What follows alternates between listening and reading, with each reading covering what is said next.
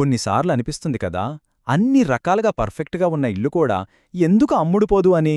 సమాధానం ఆ ఇంట్లో కాదండి, దాన్ని అమ్మే విధానంలో ఉంటుంది. ఈరోజు మనం రియల్ ఎస్టేట్ అమ్మకాల్లో ప్రజెంటేషన్ యొక్క శక్తిని ఎలా వాడుకోవాలో తెలుసుకుందాం. ఇది కేవలం ఒక ఇల్లు చూపించడం కాదు, ఒక కలను, ఒక భవిష్యత్తును ఎలా అమ్మాలనేదే అసలు కల. వినడానికి ఇది కొంచెం వింతగా అనిపించొచ్చు కదూ. ఒక మంచి ప్రాజెక్ట్కి ప్రచారం అక్కర్లేదని, అదే అమ్ముడుపోతుందని చాలామంది అనుకుంటారు. కాని ఇక్కడే అసలు విషయముంది. కొనేవాళ్ల నిర్ణయాన్ని మార్చేది ఫ్లాట్, స్క్వేర్ ఫీట్ కాదు, ఆ ఫ్లాట్ గురించి మనం చెప్పే కథ. సరే, ఈరోజు మనం ఏం చూడబోతున్నామంటే, ఒక మామూలు ప్రెజెంటేషన్ని ఒక పవర్ఫుల్ సేల్స్ పిచ్గా ఎలా మార్చాలో స్టెప్ బై స్టెప్ చూద్దాం. క్లయింట్ మైండ్ సెట్ని అర్థం చేసుకోవడం దగ్గర్నుంచి వాళ్లను కదిలించే కథలు చెప్పడం వరకు అన్ని కవర్ చేద్దాం. సరే, మొదటి సెక్షన్లోకి వెళ్దాం. చాలామంది సేల్స్ ప్రెజెంటేషన్లలో చేసే ఓ కామన్ మిస్టేక్ ఏంటో చూద్దాం. అసలు బ్రోచర్లో ఉన్న ఫీచర్లు చదివి వినిపిస్తే ఎందుకు వర్కౌట్ అవ్వదో ఇప్పుడు చూద్దాం.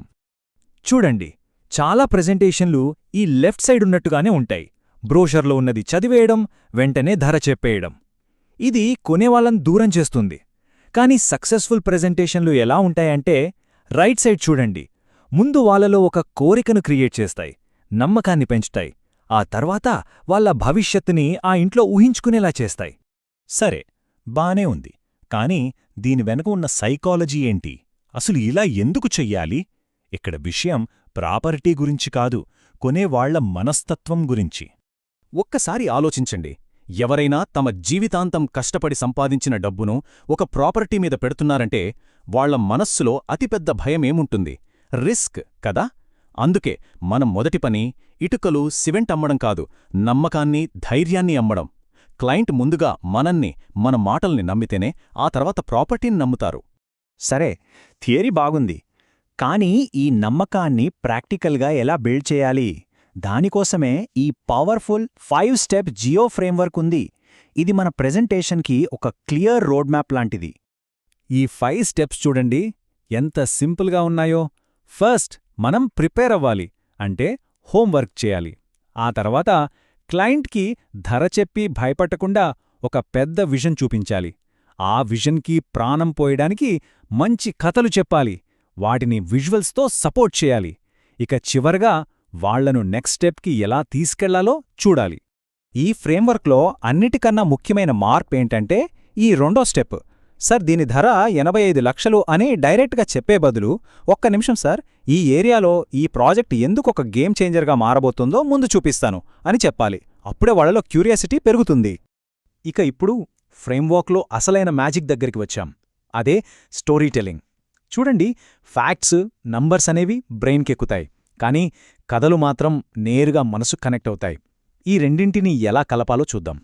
ఒక పవర్ఫుల్ ప్రెజెంటేషన్కి ఈ 4 కథలు 4 పిల్లర్స్ లాంటివి. మొదటిది డెవలపర్ స్టోరీ, అంటే వీళ్లు నమ్మకమైన వాళ్లేనా అని చెప్పడానికి. ఇది మన క్రెడిబిలిటీని పెంచుతుంది. రెండోది లొకేషన్ స్టోరీ, ఇది భవిష్యత్తు మీద ఆశను కల్పిస్తోంది. మూడోది లైఫ్ స్టైల్ స్టోరీ, ఇది వాళ్ల కలలకు రూపమిస్తుంది. ఇక చివరిగా ఇన్వెస్ట్మెంట్ స్టోరీ, ఇది వాళ్ల లాజిక్ని సాటిస్ఫై చేస్తుంది. మనం చెప్పే ప్రతి ఫీచర్కి ఈ రూల్ ఆఫ్ 3ని అప్లై చేయాలి. చాలా సింపుల్. ఉదాహరణకి 24/7 సెక్యూరిటీ ఉంది అని ఊరికే చెప్పేయకుండా, దానివల్ల కలిగే బెనిఫిట్ ఏంటి?